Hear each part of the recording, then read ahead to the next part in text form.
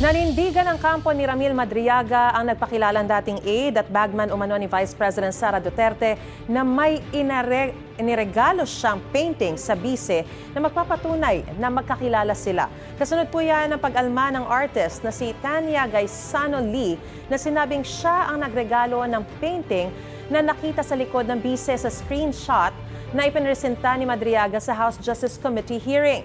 Ang painting makikita rin sa mga post ni Lee noong 2021. Inilabas din yan ni Duterte sa kanyang social media account noong 2021. Ang sagot ng kampo ni Madriaga, honest mistake lang ang nangyari. Gate nila meron talagang ipinagawang painting si Madriaga sa utos daw ni Vice President Duterte. May pagkakahalintulad daw ito sa painting na nasa screenshot at sa painting ni Lee. May larawan ng isa pang painting na ipinadala si Palad na hawak naman ng artist mula Laguna na scholar ni Madriaga.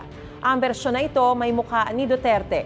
Sa kabuuan, 3 paintings daw ang nilikha ng scholar ni Madriaga, 2 walang mukha at 1 may mukha.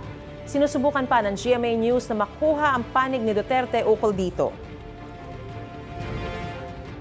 Ang sinasabi namin, Ramil was just telling yung based on recollection niya on a screenshot photo based 2021, 2022 prior to election.